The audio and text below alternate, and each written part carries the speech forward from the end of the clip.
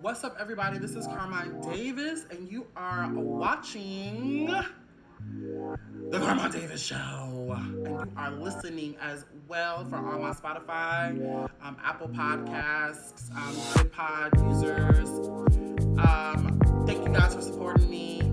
I just want to say that I just want to start with an I'm overwhelmed with gratitude, baby, because I just get to do this. I love the fact that it's kind of my show and it's on my own terms, and a lot of people are on board with the way I do things and are okay with it.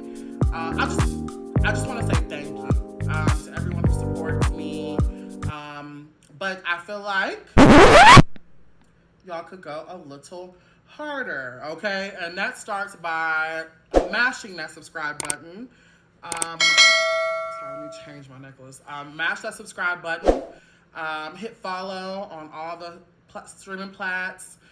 Rate and review this podcast. Share it if you love it. Show the love. But for those who've been like this from the beginning, I appreciate you. I applaud you. Thank you so much for letting me be creative. Chat with you guys every week for almost like 3 years. And it's just going to keep going. I love doing it. I never thought I would love doing it. So I just wanted to start the show with that. I didn't have a lot of time to really get into the personal nitty gritty. Last week, I had an event or whatever. And this week was no different. I went to a friend's show. It was just a lot going on. So I'm probably not going to be drinking, but it doesn't mean that you at home can't drink. Tap in with us on our weekly drinking game. Every time you see me do this, one is big. That is a sign for you to take a drink, a sip, a shot, whatever. This show is a lot funnier. It's already funny, but it's a lot funner when you're drunk as fuck with me, okay? But let's get into the first hot topic. First hot topic is coming from lovebscott.com. Shout out to Love B. Scott. Now,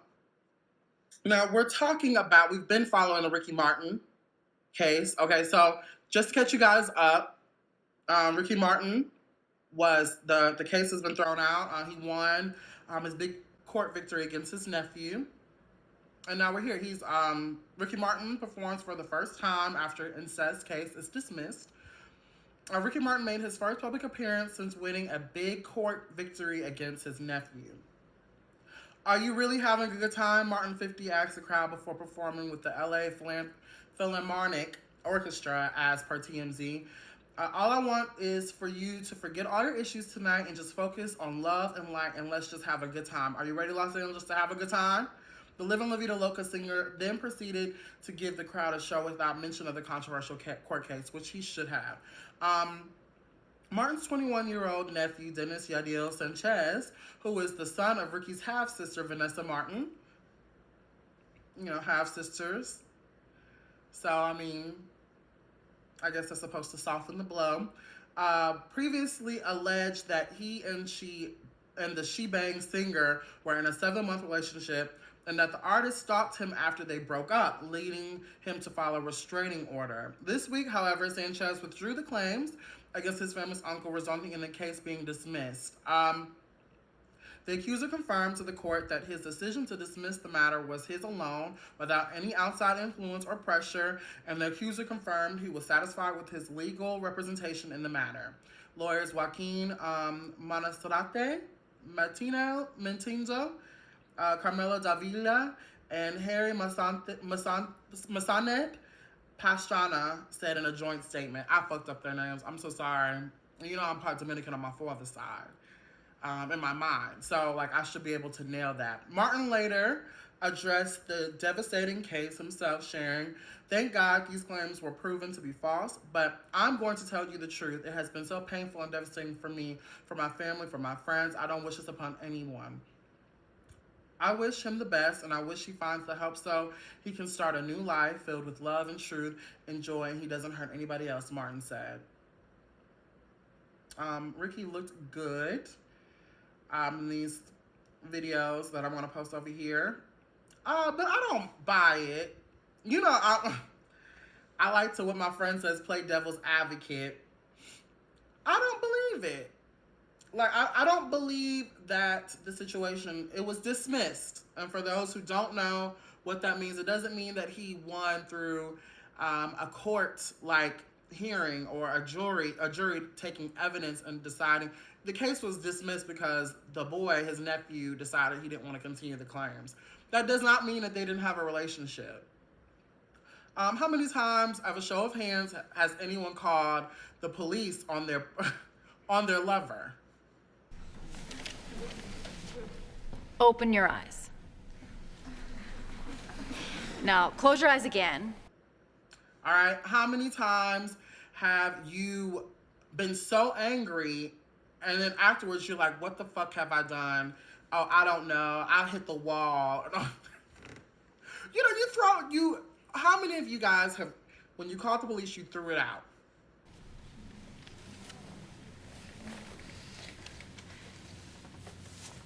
Open them.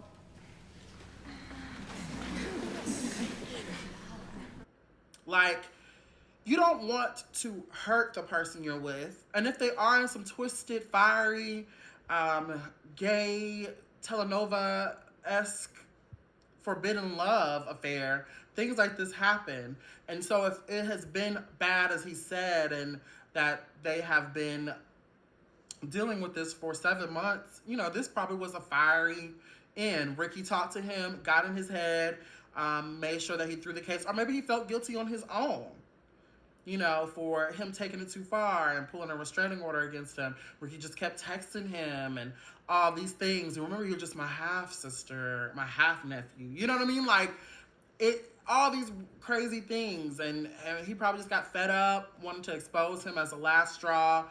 All's fair in love and war. But we are going to go with what the court says, even though we're not. Like, come on, like this, you didn't come here to deal with just the facts. All right, we're here to piece this shit together, right? Together. That shit don't make no sense. Even in the comments, when you guys leave a comment, I'll take it into consideration. I'll be like, you know what? I didn't even think about that. You know what I mean? Like, it's important for us to tap in with each other because they're not going to tell us the truth. We as people know the truth.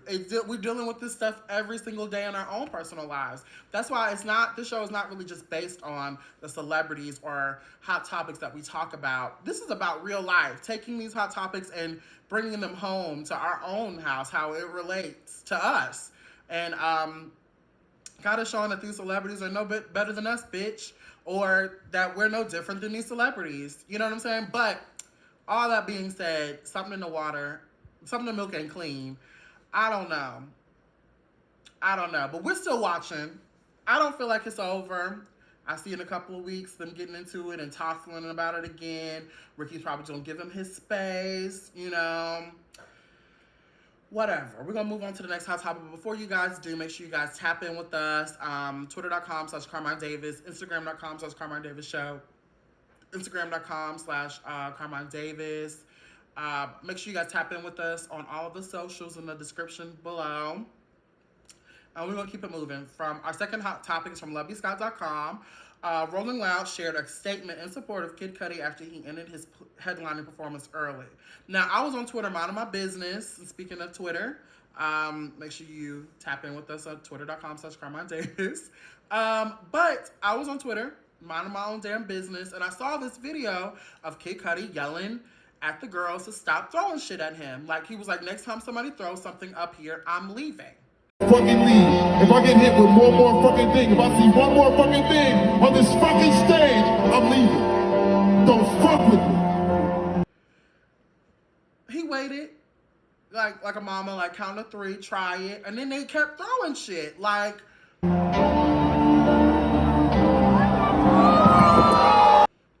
so Miss Thing walked off, and rightfully so. As a performer, I wouldn't want people throwing shit at me regardless of what it was. Like, please stop, especially in times like these when everything is just kind of going crazy. People are not sitting their ass down no more and enjoying the show. They want to shoot up shit. They want to throw crazy shit. Hell, Sierra got a paperwork sent for her for a civil law case given to her on stage. What was it? Remember when back a couple years ago when Sierra got papers that she was, what is it called?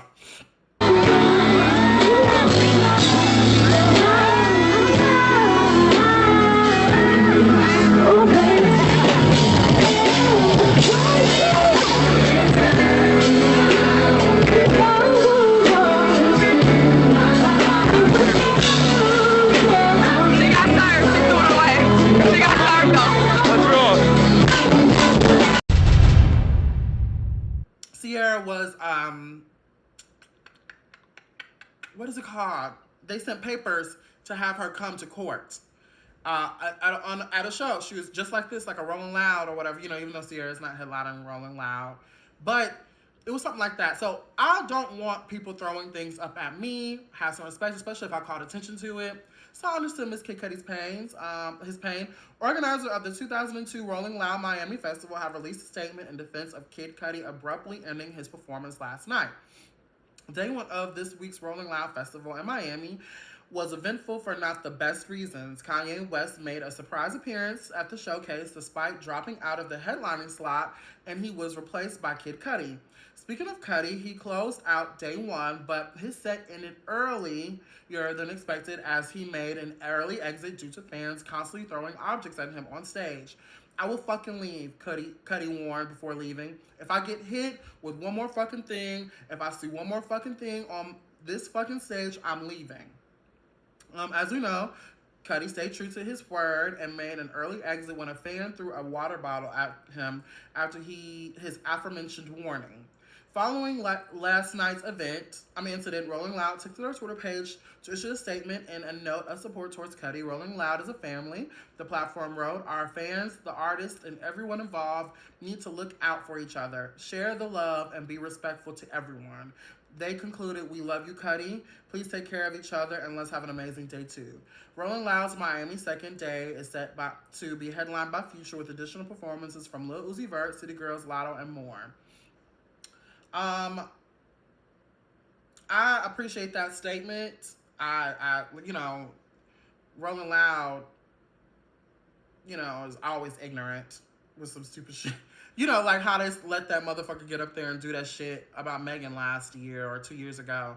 But for the most part, this is really, really good. To support the artists and support, like, that's disrespectful all around. I don't know what ignorant motherfucker would sit there and spend $400, $500, sometimes thousands of dollars on a festival ticket and just to sit up there on the front row to do some real ignorant, stupid shit like that. I don't know. I feel bad for the people up there who spent $50 on their ticket and can't see Cudi. You know what I'm saying? Because of the niggas down there fucking ignorant as fuck. Like, that's stupid. And I think you need to let that hurt go. I think people were upset. A lot of people were upset because Kanye dropped out and Cudi was the replacement. Ye came later, and I'm sure some ignorant motherfuckers thought that he was just somehow gonna, I don't know, replace Cudi, and they were upset, so they were showing some kind of immature retaliation against Cudi. Like, it's stupid. I support Cudi and his decision to leave. I would support Rolling Loud for this message and showing support and solidarity with him. Yay. For all of it. I'm for it. I'm here for it. Okay, so moving on. Before we do, we did a Twitter poll last week where we discussed Kevin Gates. I'm sorry. Where we discussed Kevin Gates. All right, Kevin Gates was on Carisha Please with Young Miami last week talking all that freaky shit. So I hopped into his inbox. You know what?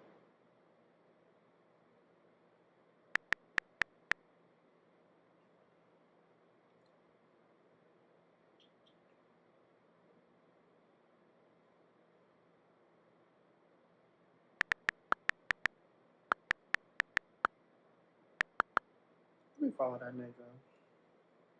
Because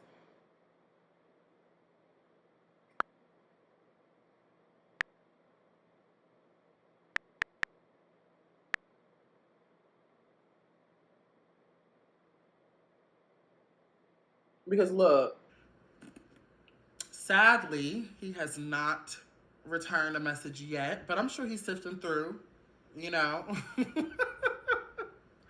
He's sifting through, you know. I'm probably somewhere on a hit list, right? You know, right? So I asked y'all last week, do y'all think Kevin Gates is really about that freaky shit he was talking about on Carisha Please? 73% of you guys said, hell yeah. I don't believe none of that shit he said. I think that he is all cap. And clearly, I'm not going to agree until he writes me back and shows me if that shit he was talking, was he really about it or not. Okay, so let's move on to this week's hot topic. This is a great hot topic from lovebyscott.com. Our girl Gladys Knight to be honored for a lifetime artistic achievement at the 45th Kennedy Center ceremony. The recipient of the 45th Kennedy Center honors have been announced. The John F. Kennedy Center for the Performing Arts has revealed that Gladys Knight will be recognized for her lifetime artistic achievements at the 45th Kennedy Center honors, along with honorees U2, George Clooney, Queen of Christian Pop Amy Grant, and Pulitzer Prize-winning composer Tania Leon. Previous honorees that have acquired such a prestigious honor include Earth, Wind & Fire, Joni Mitchell, Bette Midler, and more. The annual ceremony is set for December the 4th at Washington, D.C., and will broadcast it at a later date on CBC.